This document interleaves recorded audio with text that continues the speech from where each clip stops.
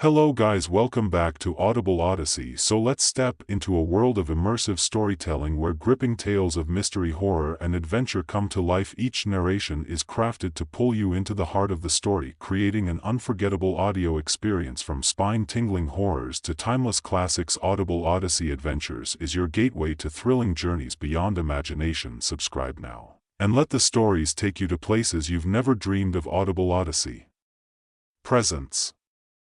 I've never been a superstitious person in my entire life. I always walked on cracks in the pavement. I always used to open umbrellas indoors before heading out into the rain. I never used to worry about breaking mirrors, and I always used to make a point of walking under ladders whenever I saw them. I always saw myself as lucky and didn't need to concern myself with such things until that day. I was the most confident person you could ever choose to meet. Now it's a constant struggle to even leave the house in case it ever happens again. I used to work in central London for one of the big banks.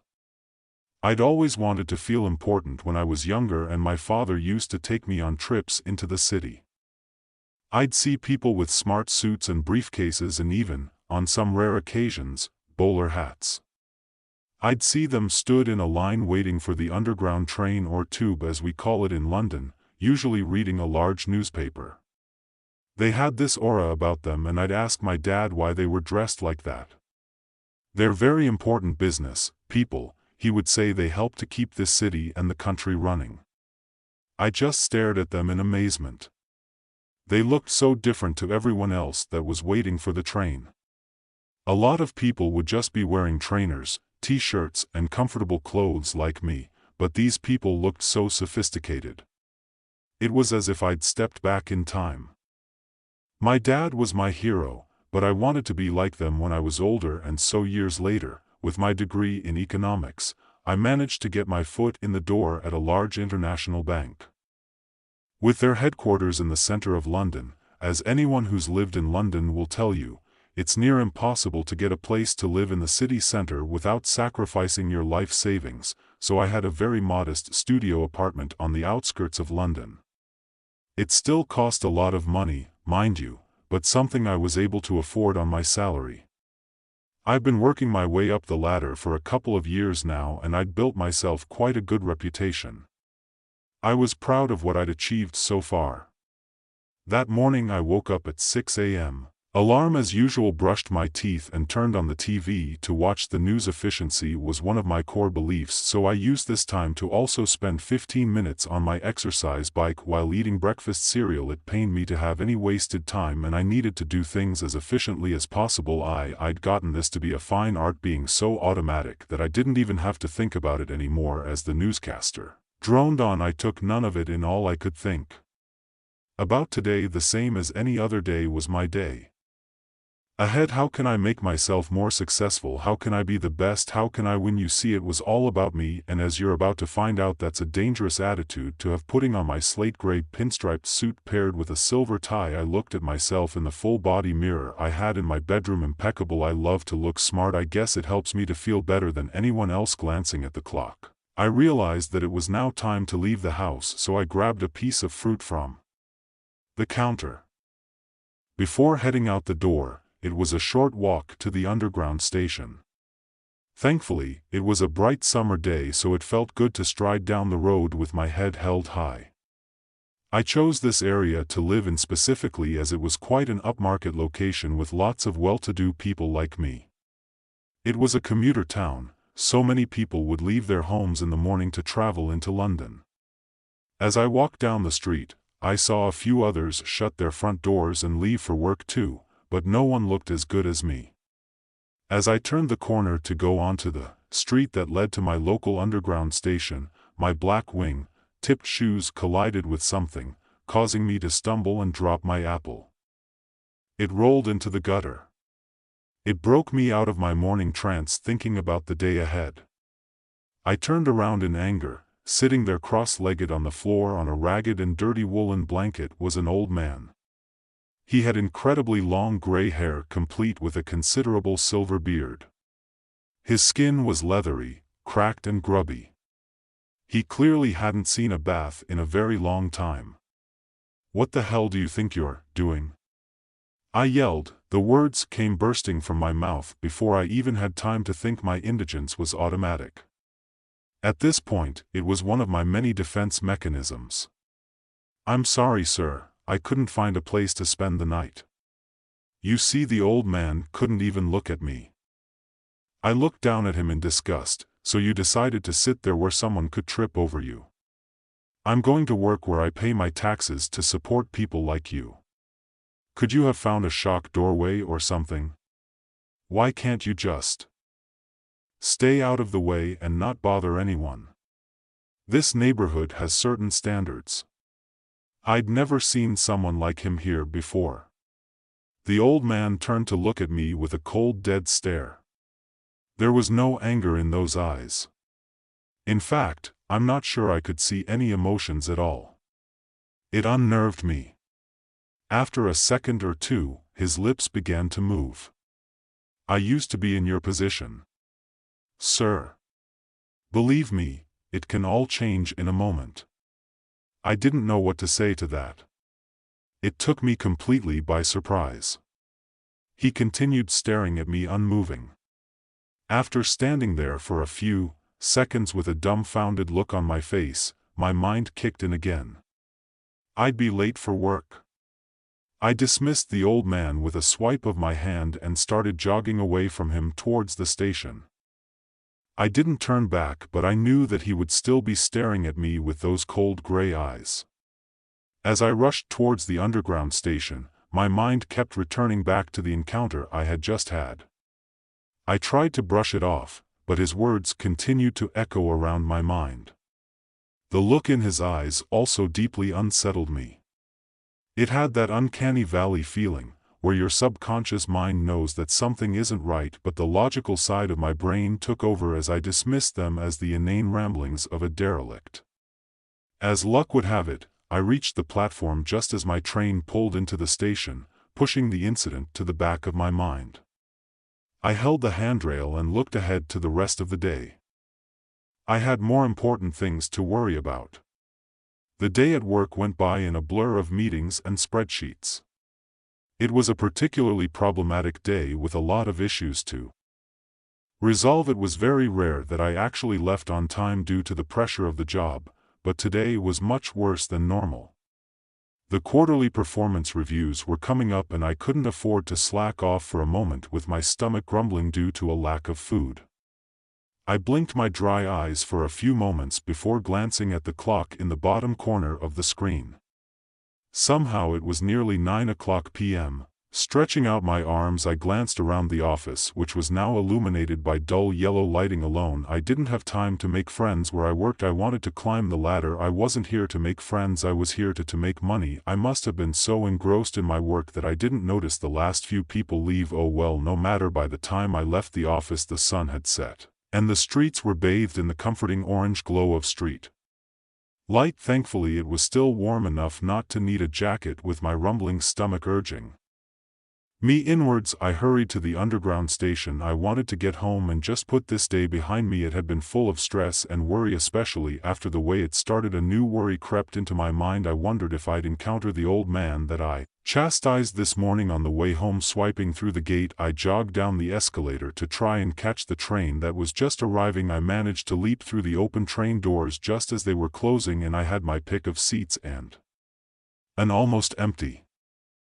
carriage. You mainly had commuters on this line, so it wasn't a surprise for anyone that's been on a London Underground train before. You'd known that they could get quite loud. The train rattled and ground through the dark tunnels. I tried to look outside of the train, but all I could see was my own reflection against the stark blackness surrounding the carriage. My mind just couldn't switch off. I chalked it up to hunger, as I'd skipped lunch, trying to distract myself. I glanced around the carriage. The few other passengers were either dozing off due to exhaustion or engrossed in their phones. I tried to pass the time by checking my emails, but the screen's glow did little to dispel the growing sense of dread in the pit of my stomach. I had at least half an hour to kill before I reached my home station, so I took the lead from the handful of passengers on the train and closed my eyes. I highly doubted I'd be able to fall asleep due to my mind going a million miles an hour, but at least I could rest my eyes, which were feeling scratchy and irritated from looking at a computer screen for 12 hours straight. The occasional sounds from the train actually did put me into a trance. It became kind of relaxing, the gentle and soothing automated announcements saying to mind the closing doors, the shuffle of other passengers' feet as they exited the train as it pulled into each station, the comforting and rhythmic clattering of the wheels on the track. The rocking motion of the train itself was even starting to relax me. It felt nice to switch off just for a few minutes. We'd passed a few stations by this point and I'd heard a few of my fellow passengers step onto the platforms to leave. I hadn't heard anyone get on, which made me wonder whether I was the only one left on the train. I slowly opened my eyes and adjusted to the bright lights of the carriage. There was one person left on the train. Aside from me, sitting directly opposite me. It was the old man from this morning. He must have gotten on one of the last stations without me noticing. His cold eyes met mine, instantly, and a spike of terror ran through my body. He didn't say a word, but his eyes were locked on mine, never breaking eye contact. I felt trapped yet strangely compelled. Unable to look away. I had nowhere to run, but I spotted an emergency stop button on the wall of the carriage. I dismissed the thought immediately. After all, what would I tell the driver, an old man at least 40 years older than me on the train and scared me just by sitting? It was a ridiculous notion. He was no threat to me. I was better than him in every way. No doubt he just wanted to scare me. He'd likely been waiting on that platform all day.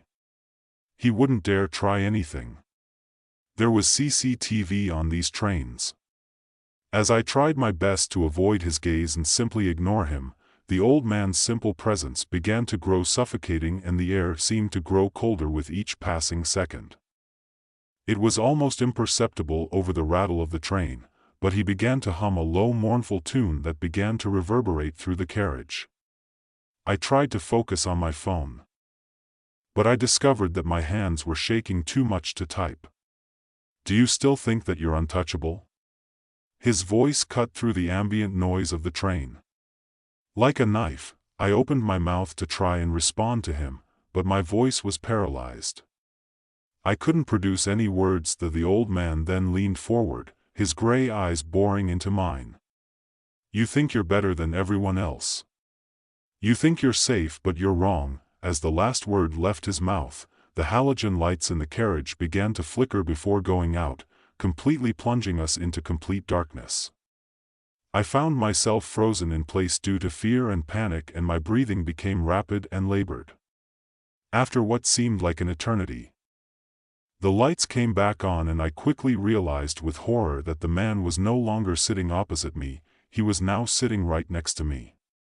My feet were still locked to the floor in fear. His cold breath brushed against my ear as he whispered, "You will learn," and with that the lights in the carriage cut out yet again, leaving me with that sentence echoing in my head, all while the train screeched through the tunnel. Adrenaline finally kicked in and I leap up out of my seat, backing up to the wall at the end of the carriage with my chest heaving and my heart pounding. I wanted nothing more than to wake up from this nightmare. I must have dozed off. I'm dreaming. This can't be real. Then just as suddenly as they went out, the lights buzzed back into life. To my confusion, I was now completely alone in the carriage. There was no sign of the old man. The adrenaline sign through my veins had now forced logic to depart and for me to take leave of my senses without thought. I raised the protective door of the passenger emergency alarm on the wall and pulled the lever as I braced, expecting the train to grind to a halt. It never came. The train continued to travel on its route and nothing happened. I pulled continuously on the lever in desperation, but it was useless. I let out a scream of anguish. I then realized that I was in the first passenger carriage of the train. The next one would be the driver's carriage. I rushed over to the driver's door, which was a solid and sealed piece of thick metal, and pounded away at it with my fist, screaming at the top of my lungs, "Help, please help." My voice must have been drowned out slightly by the noise of the train, but there was no way you couldn't hear me. I must have hammered at that door for 5 minutes, but to no avail. I was trapped in here. I just had to hope that this was some terrible dream and I'd wake up soon. My back slid against the door and I sat in defeat on the floor. After a few moments the speaker for announcements began to crackle. The prolonged static filled the air, and due to my panic-induced stay it became the only thing I could hear in between the crisp and stark hissing emanating from the speakers. A low and distorted voice could be heard. It took a moment for me to realize what it was saying, but in a monotone manner it was saying end of the line, end of the line. The distorted voice continued to drone, repeating the phrase over and over. I was in utter disbelief that this was happening. I tried pinching myself awake and slapping myself across the face. This had to be a dream. It just had to be. But the crackling static against the rattle of the train continued to bombard my ears. The train showed no signs of stopping as I clamped my eyes shut and held my hands over my face. I yearned to be back home. I started to regret even leaving the house this morning. Just as I thought all hope was lost, I felt a strong judder run through the train and it began to slow down. I got to my feet and ran to the doors. I didn't care at this point where I ended up. All I knew was that I had to get off of this cursed train. I saw the darkness outside the carriage give way to a dull light as we drew onto the platform.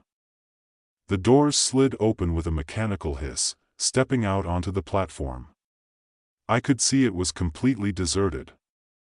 The sign on the wall read end of the line, just as the distorted announcement had said. There were no words coming out of the speaker, but I could still hear a distinct static in the air.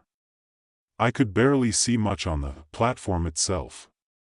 It was dimly lit with the flickering fluorescent lights cast in long and unsettling shadows on the walls. The air in this place also seemed thick and musty. It had clearly been long abandoned. As I cautiously walked down the platform, I could see that the station was in disrepair. Tattered old advertisements plastered the walls. I'm sure I could even see products that hadn't been around since World War II. Old newspapers were being swept down the tunnels by the wind. I managed to grab one with my hand. The date read Sunday, September 3, 1939. The headline in uppercase font read Britain at War. It felt like I'd stepped back in time as I passed through the arch leading out of the platform, tentatively looking around as I went. I looked up and down the main concourse. The tiles on the stairs leading upwards were cracked and broken, and the ticket barriers were rusted. It was as if the place had been abandoned for decades. I looked everywhere in that place trying to find an exit, some way to escape, but to no avail. What I imagined was the main exit was blocked off by a mountain of rubble, as if the entranceway had collapsed. All I found was a labyrinth of corridors and stairwells which only led to dead ends. Panic began to set in yet again as I came to the realization that I was trapped in this godforsaken place. I grabbed my phone from my pocket. In desperation. No signal, I was alone and there was no one that could help me. As I reached yet another dead end, I hammered against it with my fist in frustration. What on earth was I going to do? I just wanted to be safe at home. I just wanted to leave this place, whatever or wherever it was, exhausted and deflated. I slumped against the cold wall of the corridor. All hope was lost. Then, breaking through the overwhelming silence, I heard a soft shuffling sound. My heart leap into my throat. I remained completely frozen in fear, like I was on the train. Moments before I tried to pinpoint exactly where it was coming from, the noise began to grow louder, echoing off the walls, and I eventually realized it was coming from the direction of the. On the platform where I arrived, the sound was strangely rhythmic, almost like footsteps, but it was slow and uneven, as if someone or something was dragging themselves towards me. The familiar feeling of adrenaline returned and I jolted myself upwards. I needed to find somewhere to hide. I stumbled down the nearest corridor. There was no way I could disguise or hide my footsteps in this place. Every step reverberated as if I was banging a drum. It made me win. As I turned a corner, I spotted my salvation. There was a door slightly ajar at the end of the hallway. Without a thought, I bolted towards it as if my body was moving of its own accord. This was about survival. Now I shoved the rusted door open with all of my might, causing it to creak loudly on its hinges, and slipped inside. I pressed my back against the door, trying to steady my breathing. I was almost hyperventilating by this point. As I glanced around, from what I could see, the room was cramped and dark. I could just about make out the shapes of old maintenance equipment and rusted tools. My ears are tuned to the noises outside the door. I could still hear the terrifying shuffling, but to my horror it was now accompanied by a faint rasping breath, as I could feel a scream building in my chest. I had to force myself to stay quiet. I had to stay hidden away from this thing. I clamped my eyes shut. I stayed motionless as I heard the shuffling slowly moving past the door. It stopped for a brief moment on the right side, and all I could hear was the raspy and labored breathing from before. To be honest, it sounded like a death rattle. I realized that I'd stopped. Breathing out of fear, moments later, the shuffling started again, and it moved away from the door. I breathed a sigh of relief and opened my eyes. "You cannot escape your fate," the words made me jump out of my skin. A smell of rot and decay filled my nostrils as I could see the faint outline of a person directly in front of me in the room. I couldn't see much in the darkness, but there was no mistaking that voice. It was the old man that had been plaguing me all day. The low raspy voice never veered or orated off the walls. "You think you can run, but the past always catches up with you." I instinctively tried to back away, but there was nowhere I could go. My back was pressed against the cold steel door, and he shuffled towards me. I begged him to leave me alone as my eyes began to adjust to the light. I could see him raise his hand. With that, I felt an invisible force grip me, pulling me further towards him. The strength of the hold on me was ironclad and inhuman. I struggled in vain, but it was no use. My body began to levitate off the ground, and I found myself suspended in midair. "You must understand," he said, "that your sheer arrogance and disregard for others had led you here to this place.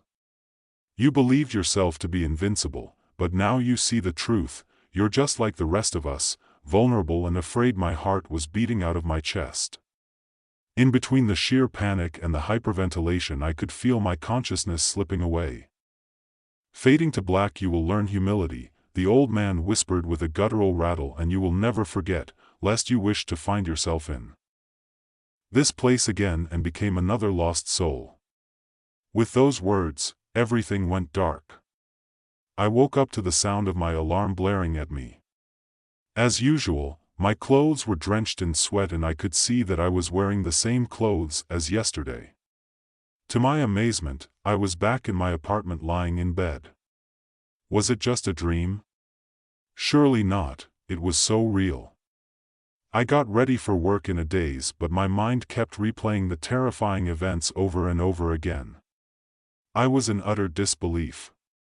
It had to be real, it just had to be.